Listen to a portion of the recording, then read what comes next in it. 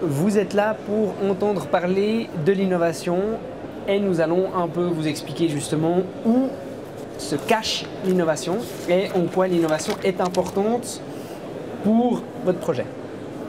Donc, on va regarder un tout petit peu qu'est-ce que l'innovation, parce qu'on a tous une idée précise de ce qu'est l'innovation. Chez Genilem, on a aussi notre propre idée. Pourquoi innover? Pourquoi on compte toujours sur cette innovation et pourquoi c'est absolument capital. Il faut savoir quand même que Genilem, ça veut dire Génération Innovation Lémanique. Peu de gens le savent, mais c'est vraiment dans notre ADN cette innovation. Et ensuite, on va regarder comment innover. Alors, qu'est-ce que l'innovation? Non, on revient en arrière. Est-ce que vous avez une idée, vous, de qu'est-ce que l'innovation pour vous, comme ça? Alors, avoir une idée que personne a, effectivement. Autre idée? Innovation. Alors, on va regarder ce qu'on dit le Larousse, notamment, et Wikipédia. Donc, Wikipédia, c'est pas forcément les meilleures définitions. Dans ce cas-là, ça donne une définition assez intéressante. Donc, ensemble du processus qui se déroule depuis la naissance d'une idée jusqu'à sa matérialisation, en passant par l'étude du marché, le développement du prototype et les premières étapes de la production. Voilà, ça c'est une des définitions, ou la définition officielle du Larousse. On trouve que ça ne va pas forcément assez loin, c'est trop général et puis ça s'adresse un tout petit peu à toutes les sortes de produits.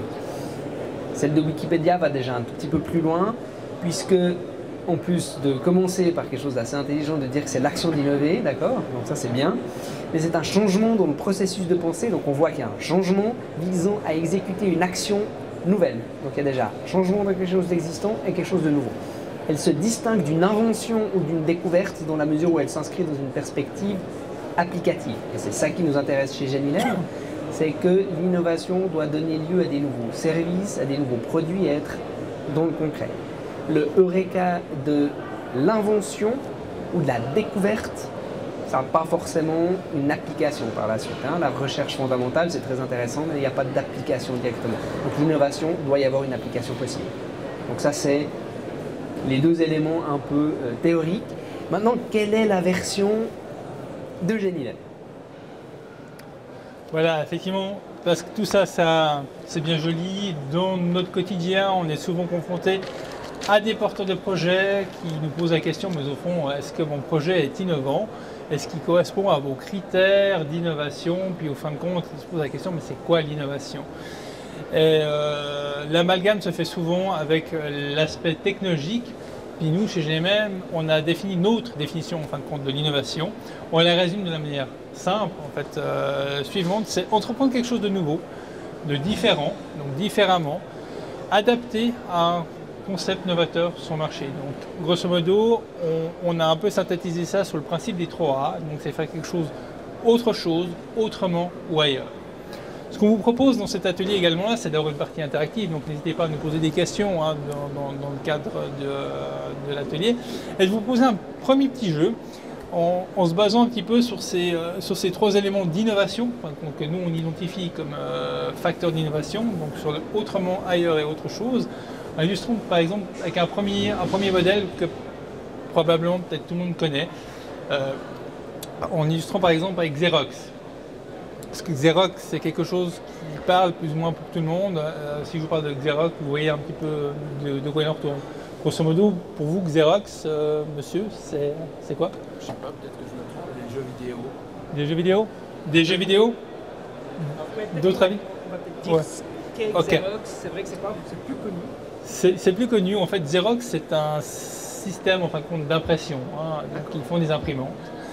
Et ils sont retrouvés confrontés à une problématique à l'époque, c'est qu'ils avaient en fin de compte des produits, ils ont toujours des produits en fin de compte de qualité, mais à un coût, je vous en prie, bienvenue, un coût de production et un coût de vente qui était fortement élevé. Ce qui fait qu'effectivement, ils avaient une problématique, c'est de parvenir à vendre leurs produits. Donc, ils n'ont pas réinventé, je dirais, l'imprimante ou les systèmes d'impression en fait, pour les entreprises, mais eux, ils ont inventé un autre système, un autre business model. Et l'idée ici, c'est que nous, on les a placés donc, sur l'aspect autrement, c'est qu'ils font un business existant, mais différemment de la concurrence. Typiquement, eux, au lieu de vendre des machines en fait, à des bureaux, ils les mettent entre guillemets en location où on paye un coût à l'impression. Donc, ce qu'on appelle actuellement une économie de fonctionnalité. Donc c'est saisir en fin de compte l'utilisation technologique ou d'un appareil, mais trouver en fait une autre manière de le valoriser auprès de ses clients. On peut avoir un autre exemple, typiquement le GPS. Ça, vous le classiferiez où en fait, le GPS dans les 3 colonnes? Autre chose, on a dit? Ouais, effectivement. Donc là, on vient avec une nouvelle invention, avec quelque chose qui n'était inexistant ou qui n'était pas accessible en fait, au grand public. Voilà. Maintenant, quelque chose que vous connaissez tous, peut-être contrairement à Xerox, qui effectivement est une société qui est assez ancienne, EasyJet. EasyJet, pour vous, vous le classez où? Autrement, autre chose ou ailleurs? Ailleurs.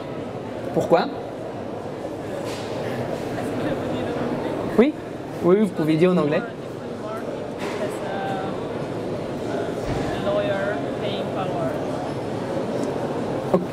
En fait, effectivement, ça vient d'ailleurs, EasyJet, parce que c'est une idée qui a été récupérée des États-Unis, qui est la première compagnie low cost, c'est Southwest Airlines, une compagnie aérienne américaine, et ensuite EasyJet a entre guillemets copié le concept du low cost. Il l'a adapté, il l'a bien fait, mais au départ, c'est Southwest Airlines. Et il faut savoir que Southwest Airlines, et ça peut-être qu'on le verra aussi après, c'est pourquoi ils ont dû innover pour créer le low cost. Il y a une raison.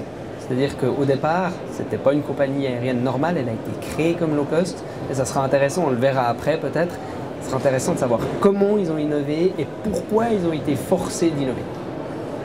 Maintenant, il y a d'autres exemples qui apparaissent ici, certains connus, certains un tout petit peu moins connus. Par exemple, qui connaît Velopass? Il n'y a pas de Vaudois ici, peut-être, c'est des Genevois. C'est de quoi il s'agit? Je vais pas me retromper une deuxième fois. C'est pas grave. Velopass, pour moi, c'est donc d'avoir des vélos gratuits, la possibilité de me rouler à vélo à Genève gratuitement. Alors, absolument. En fait, c'est des vélos en libre service. C'est pas encore c'est pas à Genève et ça sera jamais à Genève parce que la ville va faire son propre service. Mais c'est dans le canton de Vaud, il y a plusieurs villes qui ont ça. Et en fait, pourquoi on l'a classé sous ailleurs? Parce que c'est clairement une importation du concept Vélib qu'on voit à Paris, qu'on voit maintenant gentiment dans toutes les villes du monde. Ça fonctionne très bien, c'est une innovation parce que personne l'avait fait avant en Suisse. Ensuite, on peut prendre aussi l'exemple, avant de te repasser la parole, les matelas Elite. C'est intéressant aussi. C'est une marque de matelas suisse haut de gamme. A priori, quelle innovation dans une marque de matelas?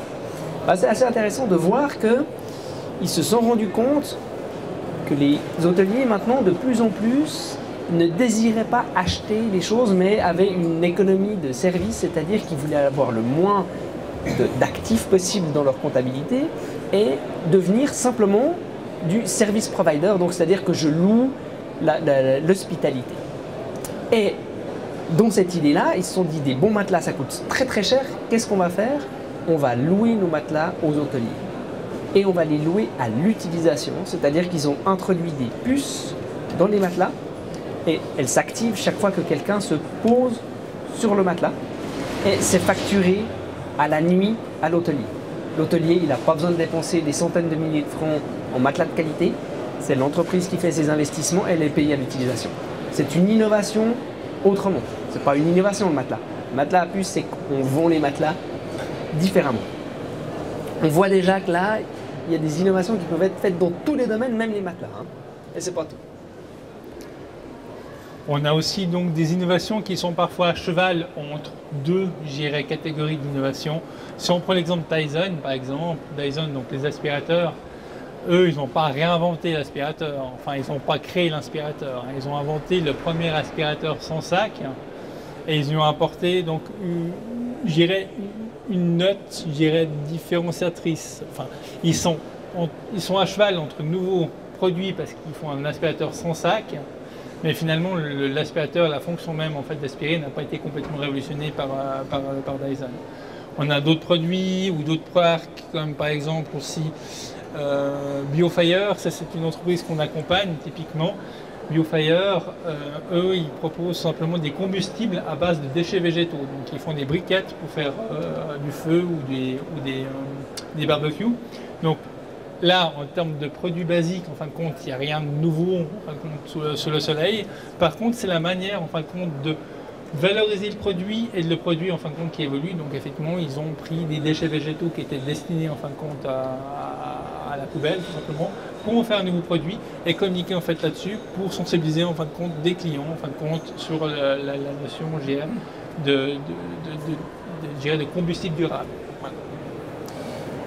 Et puis, comme vous pouvez voir, après, il y a ducoca.ch pour toutes les personnes qui connaissent. C'est un concept également américain qu'il a importé Pascal Meyer en y ajoutant sa patte. Mais c'est donc un produit bon marché par jour à vendre sur Internet. Il y a Dahu Shaper où c'est faites vos propres skis. Vous faites l'expérience de fabriquer vos skis, ils n'ont pas inventé les skis, mais le fait de permettre à tout un chacun de créer sa propre paire de skis, c'est une innovation. Le McDrive, quand il arrive en Suisse, c'était nouveau. Vous pouvez aller manger au McDonald's sans quitter votre voiture. A priori, le McDonald's, n'était pas innovant. Le fait de le proposer depuis une voiture, c'est de l'innovation. Alors maintenant qu'on voit que ça passe un tout petit peu à droite à gauche, l'innovation, qu'on peut la voir dans plusieurs domaines, on va regarder pourquoi il faut innover. Voilà, puis tout d'abord, c'est peut-être de vous sonder, selon vous, en compte, pourquoi l'importance d'innover en fait, quelles sont les raisons de l'innovation?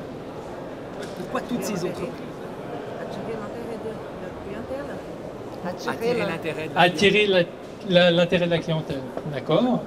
Se faire remarquer? Se faire remarquer, ok, effectivement. Donc se différencier vis-à-vis en fait, de la concurrence, c'est un bon point. Un autre?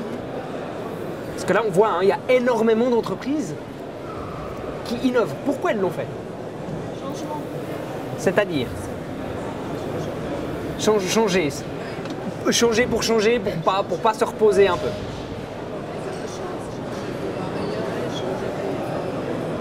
Donc oui, effectivement, changement pour amélioration du produit, mais de nouveau peut-être aussi pour dans le changement. Redynamiser, effectivement, on peut traduire ça effectivement sur l'aspect aussi pérenniser en fait son activité ou son entreprise. On peut gentiment un petit peu vous présenter. Donc effectivement, il y a de multiples raisons en fin de compte de motivation en fait à l'innover. On a donc, comme on a mentionné, se démarquer de la concurrence, donc être en avance aussi sur ses concurrents. Typiquement, ça c'est aussi le cas de Apple avec l'iPad, qui était en fin de compte le premier fabricant, la première marque en fait, à pénétrer en fait un nouveau marché, offrir un nouveau produit, qui a par la suite en fin de compte suscité l'intérêt, les convoitises de beaucoup d'autres constructeurs, mais ils sont toujours actuellement en avance en tant que premier player sur le marché. On avait la possibilité également de se créer une exclusivité. On a un modèle suisse aussi également à ce niveau-là. On a Nespresso qui est très connu avec sa machine et ses capsules. En fin de compte, ils ont réussi à se créer une exclusivité. Ils se démarquent de la concurrence des machines à café. Ça existait en fin de compte depuis un certain nombre d'années. Et là, en fin de compte, ils ont inventé le café concentré en capsule et puis donné toute une image en fin de compte de bien-être et de luxe derrière. Sur l'aspect, nous avons dit assurer de la pérennité des entreprises. Là, parfois, effectivement, des fois, il faut savoir aussi modifier, se remettre en question et adapter en fin de compte sa manière de faire pour survivre ou pour perdurer. On a peut-être un exemple assez typique, vous connaissez tous Kodak, en fait, qui était une marque internationale connue notamment pour tout ce qui était film, système de développement en fin de compte photographique. On peut se poser la question s'ils ont su effectivement innover à temps ou au bon moment. D'innover au bon moment. Oui, effectivement. Et on voit maintenant effectivement dans la presse qu'ils rencontrent pas seulement de difficultés et que le mode de consommation a évolué, a changé. Et d'autres ont pris leur place en fin de compte sur ce marché-là. Nous avons donc valorisé aussi son produit, ses prestations. Donc nous, on a aussi à cœur chez GNM de motiver les entrepreneurs à se différencier de la concurrence, non pas par le prix, mais bien par la valeur ajoutée qu'ils proposent. Donc effectivement, même vendre plus cher, mais offrir en fin de compte d'autres arguments commerciaux pour effectivement attirer des nouveaux clients.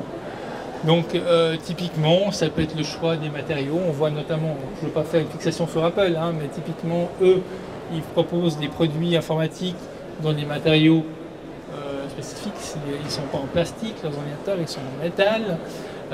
Ils sont un design particulier. On voit avec le MacBook Air, ils ont été les premiers à faire un ordinateur qui était inférieur à 7 mm d'épaisseur, qui tenait dans une enveloppe.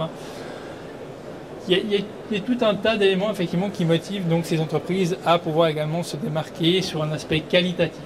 Donc aussi pouvoir innover afin de vous démarquer, pour vous créer en fin de compte un label, une crédibilité en fin de compte d'un point de vue qualitatif. On a la notion également de pouvoir innover pour croître, se développer, donc s'adapter en fin de compte à de nouveaux segments, à de nouvelles opportunités de marché, se développer éventuellement dans une autre région, dans un autre pays, adapter son produit ou ses prestations en fin de compte à une autre catégorie de clients. Voilà. Avant de passer au slide suivant qui se nomme « Où se cache l'innovation ?», je voulais juste revenir sur l'exemple de Nespresso parce qu'il est intéressant à plus d'un titre. Déjà, c'est un exemple suisse, donc ça fait plaisir. Et puis, c'est vrai qu'ils n'ont pas inventé le café, ils n'ont pas inventé le café qu'on a envie de boire le matin, seulement ils ont révolutionné quand même passablement d'éléments dans leur business. Dans leur business. Pourquoi ? Parce qu'ils ont inventé la capsule ou le café en dosette de qualité.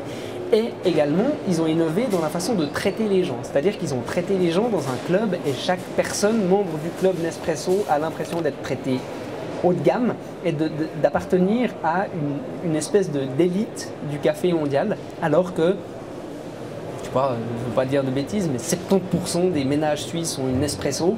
Donc, ils ont réussi à donner une impression d'élitisme alors que c'est très populaire.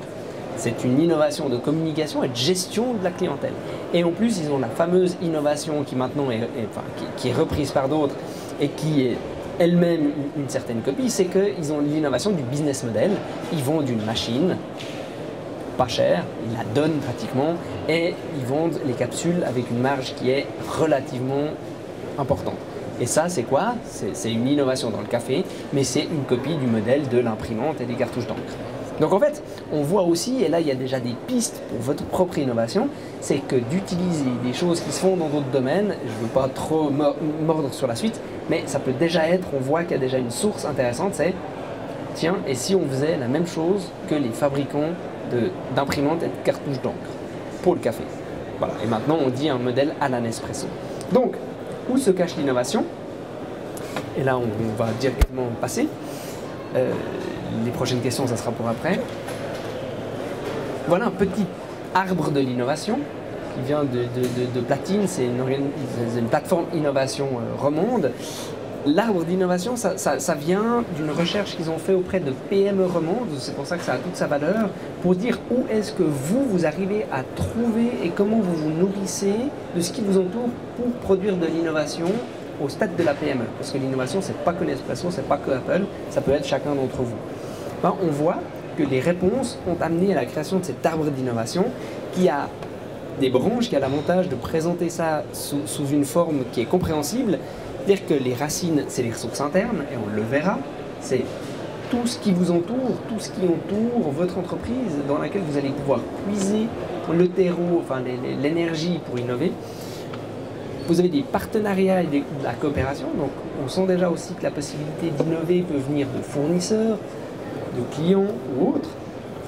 Et sous quelle forme peut prendre l'innovation? Et ça, c'est les 4 branches de cet arbre-là.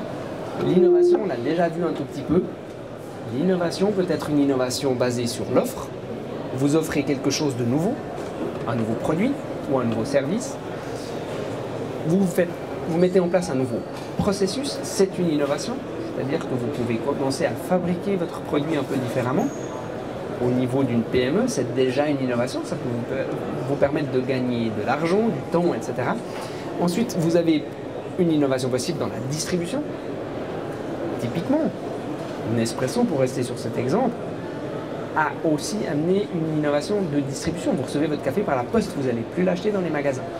Depuis dernièrement, on peut, avec les boutiques, acheter en magasin, mais avant tout, c'était que la poste. Vous commandez par téléphone ou par Internet. C'est une innovation de distribution. Et dernier point, vous avez des innovations sur quels clients vous allez toucher.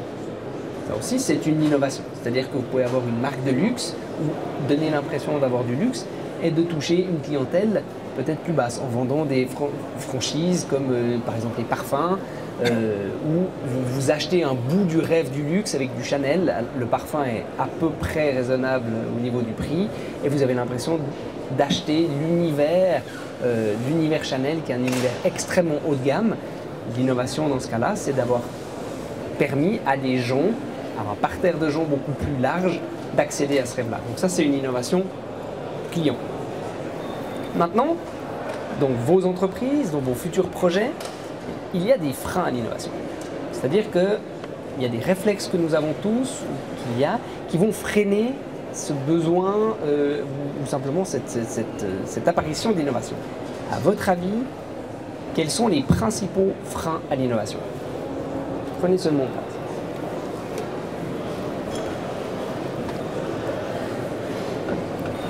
Parce que si je vous écoute, là, il n'y a pas de frein à l'innovation, c'est génial, tout le monde peut innover sans aucun problème. Des peurs. Des très bonnes pistes, des peurs. Quel type de peur, à votre avis? Des peurs d'être dépassé, des peurs de résistance au changement. Résistance au changement.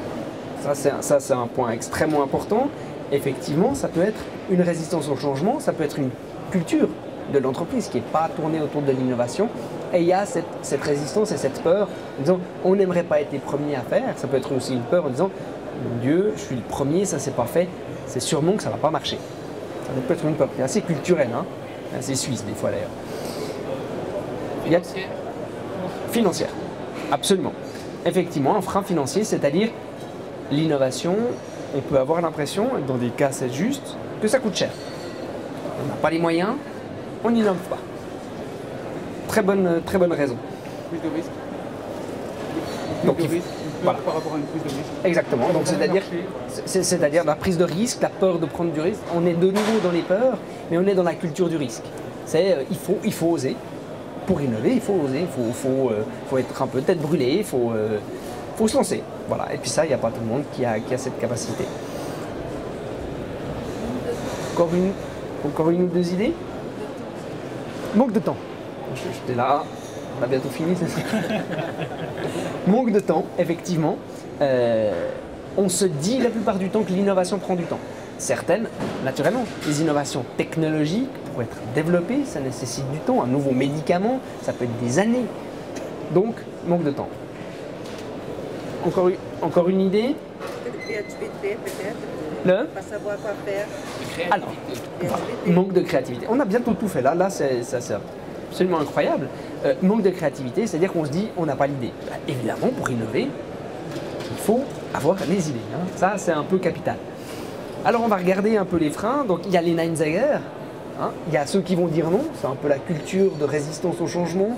Les pessimistes, ça va jamais marcher, c'est pas bien.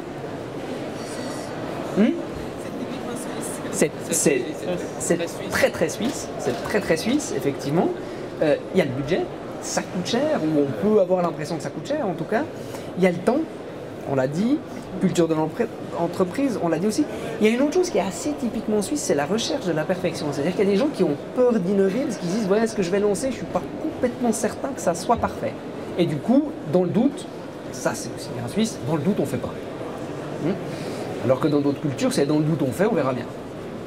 Et des contraintes technologiques. On a dit aussi, non seulement il faut avoir l'idée, mais en plus il y a des choses qui ne sont simplement pas possibles. J'aurais pu prendre l'exemple il y a quelques années en disant un avion qui vole au solaire, c'est pas possible. Voilà, bah maintenant ça se fait. Donc il faut aussi mettre en perspective. Hein, ce qui ne se fait pas maintenant, dans 10 ans, c'est peut-être possible. Mais il y a des contraintes technologiques. Si vous voulez faire un avion qui pèse 5 grammes, qui prend 10 000 personnes et qui consomme 1 litre d'eau comme carburant, il y a quand même des contraintes technologiques. Voilà, donc là, ça vous donne un petit peu quelques notions sur les gens qu'il faut toucher et les barrières qu'il faut tomber pour enlever ces freins à l'innovation.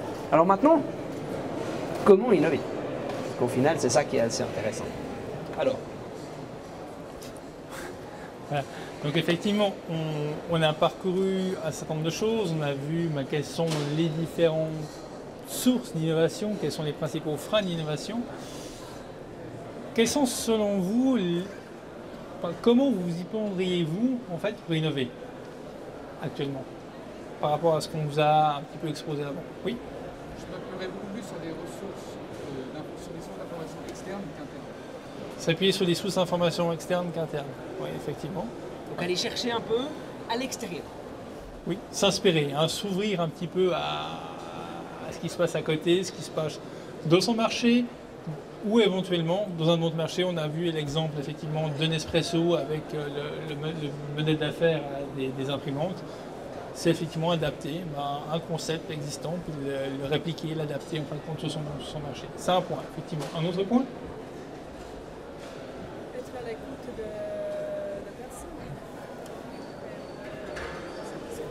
D'accord. Être à l'écoute de personnes, faire remonter l'information.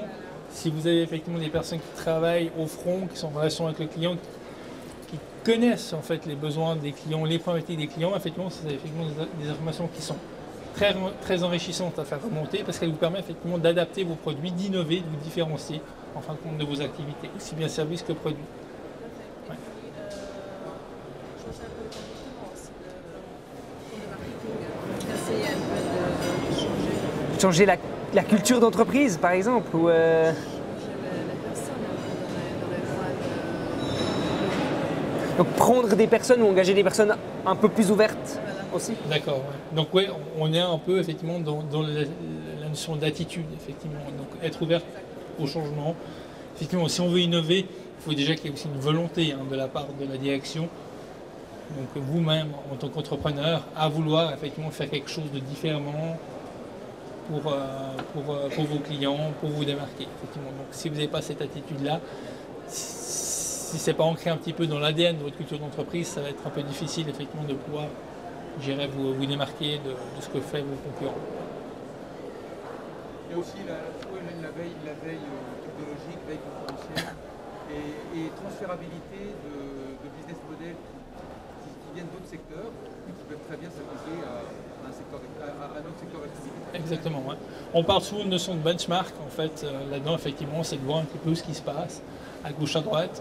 C'est vraiment s'imprégner, effectivement, être curieux. En fait, il faut être curieux en fin de compte de ce qui se passe en fait autour de nous, de voir comment fonctionnent les autres, même s'ils ne travaillent peut-être pas forcément dans le même domaine d'activité, et puis voir effectivement quelles pourraient être les sources d'inspiration. Donc il faut se sentir inspiré. Donc là, on a remis un certain nombre. Ça c'est pour les gens. La première, la technique de créativité, c'est pour les gens qui disent quelles idées on peut avoir. Exactement. Souvent on dit, si on n'a pas d'idée, comment on peut innover. Il existe des techniques, en fin de compte, vous avez plus entendu parler de brainstorming, j'imagine, ou de méthodologie mind map et autres. Ce sont des outils qu'il ne faut pas avoir peur en fin de compte d'utiliser pour vous, pour créer en fin de compte de l'innovation.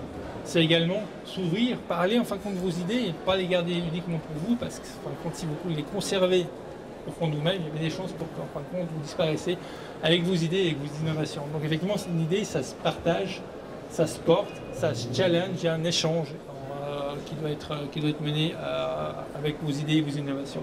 Il n'y a pas de mauvaise idée.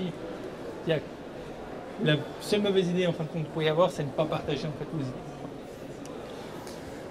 On l'a dit, observer, être curieux, donc s'imprégner effectivement de ce qui nous entoure. Ça peut être également aussi observer la nature.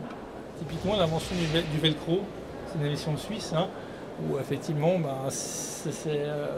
peut créer entre guillemets par accident, où en observant un petit peu comment les spores en fin de compte des fleurs, en fin de compte se coller au poil des chiens, on dit c'est difficile à enlever, est-ce qu'on ne pourrait pas en faire quelque chose? Typiquement.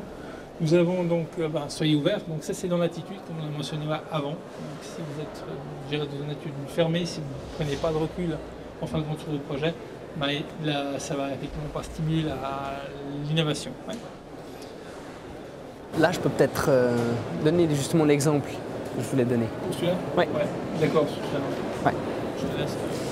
Oui, dans tirer profit des contraintes, je vous avais parlé de Southwest Airlines, qui est une entreprise qui a donné naissance indirectement aux compagnies low cost et à EasyJet. Alors, ce qu'il faut savoir, c'est que le créateur de l'entreprise, il voulait créer au départ une grande entreprise dans tous les États-Unis qui allait desservir beaucoup de lignes, donc un peu un concurrent à American Airlines, Delta Airlines à l'époque, et ben, la régulation lui a interdit de prendre une autre ligne que New York-Chicago. Voilà. Donc il y a deux solutions par rapport à ça. Soit vous arrêtez, puis vous dites ok, ben, j'ai essayé, j'ai pas réussi, j'arrête. Soit vous faites de cette contrainte-là une obligation d'innover et de dire, et c'est ce qu'il a fait, il a dit ok, moi je dois tout mettre en place pour que cette ligne-là, elle soit rentable. Et pour avoir une seule ligne d'avion rentable, ça veut dire que le taux d'utilisation des avions il doit être beaucoup plus important. Résultat, un bagage par personne, pas deux. Un, les autres ils payent parce que ça me coûte. Deux, on va éviter des repas dans l'avion, ça prend du temps, ça coûte de l'argent. Et les gens, ils n'ont pas forcément besoin, surtout pour un petit vol, de choses comme ça. Et tous ces éléments-là, par exemple, il a pris aussi qu'un modèle d'avion. Que des neufs et qu'un modèle d'avion. Les mécaniciens, ils n'ont qu'un avion à traiter, c'est beaucoup plus facile. Au niveau de la formation, c'est les diminutions de coûts. Et quand ils sont un peu plus âgés, ils revendent et ils louent des avions parce qu'il y a un marché d'occasion qui est important. Donc, on peut voir que d'une contrainte qui aurait pu être catastrophique pour la majorité des gens, ben, cette personne-là, elle a créé un nouveau modèle et elle a innové sur cette base-là.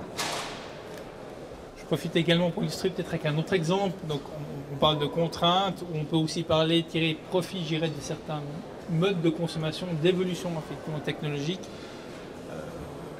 Vous connaissez tous, je pense, les centres de location DVD, Videofolies, qu'il y avait un petit peu dans chaque quartier en fait à l'époque en Suisse romande.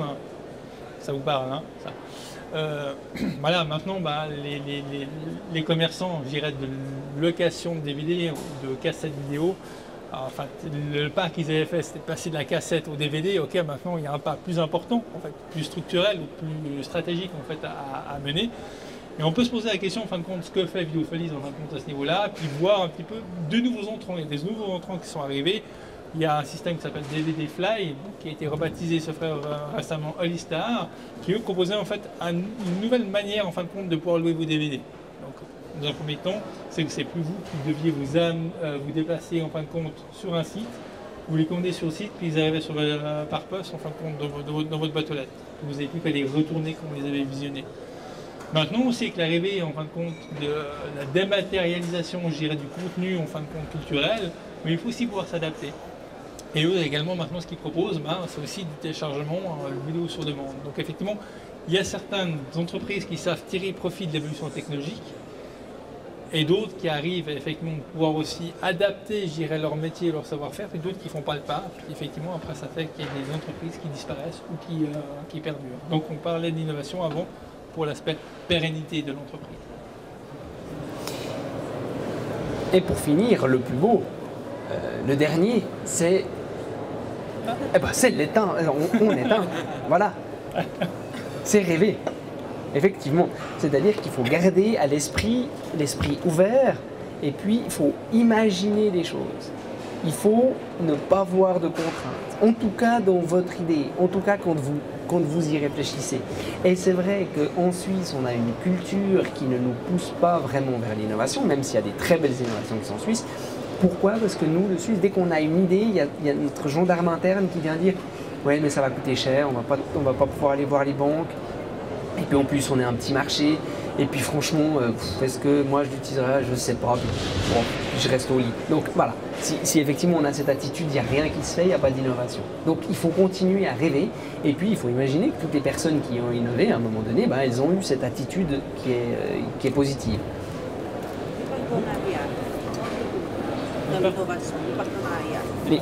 Les partenariats, dans quel sens les partenariats? Pour changer quelque chose dans l'entreprise, si on n'a pas exactement le budget assez.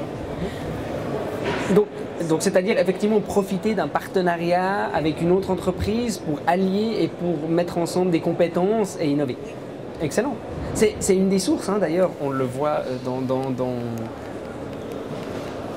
l'arbre de l'innovation, partenariat et coopération. Parce que ça fait partie de ce qui peut amener de l'énergie à l'innovation. Parce qu'effectivement, un partenaire, mais n'importe qui, un partenaire que vous connaissez de longue date, si vous lui faites visiter votre entreprise, même s'il y a 2 personnes, vous lui expliquez comment vous travaillez, je peux vous garantir qu'il va déjà vous donner 10 éléments Ou ah, moi je fais un peu différemment. Ah, moi j'aurais pas fait ça comme ça. Ah, c'est marrant, chez moi on fait différemment. Rien que ça, vous avez déjà 3 petits potentiels de petites innovations. Là, je ne parle pas de révolutionner le monde, hein, mais de petites choses que vous pouvez faire différemment. De nouveau, ça revient au fondamental. Soyez curieux, soyez ouverts à tout ce qu'on va vous dire. Pour finir,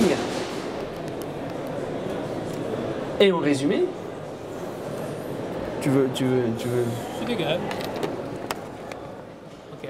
Donc effectivement, en résumé, ce qu'on voulait, David et moi, que vous puissiez retenir, c'est que finalement, les sources d'innovation, elles sont multiples, comme on l'a vu. On a vu dans l'arbre, on en a parlé au début.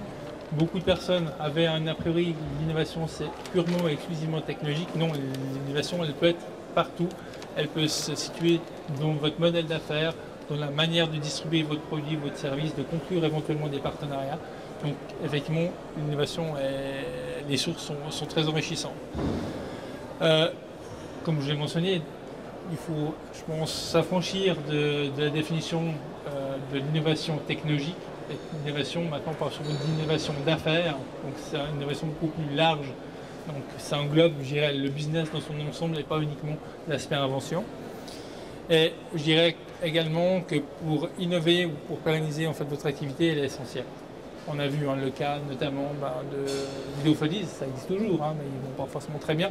Kodak ne va pas forcément très bien non plus. D'autres ont disparu, parce qu'ils n'ont pas su faire le pas d'innovation. Voilà. Typiquement, on voulait conclure juste sur cette maxime. Oser d'un côté, parce que on parlait des Nanzager, n'hésitez pas en fin de compte à parler de vos idées, à tester en fin de compte vos innovations. Il y avait une maxime de Marcel Pagnol qui disait que tout le monde savait pensait que c'était impossible jusqu'au jour où un imbécile en fait ne le savait pas et l'a réalisé. Voilà, au risque de vous traiter d'imbécile, soyez en fait cet imbécile intelligent et lancez-vous. Voilà. Merci de votre participation.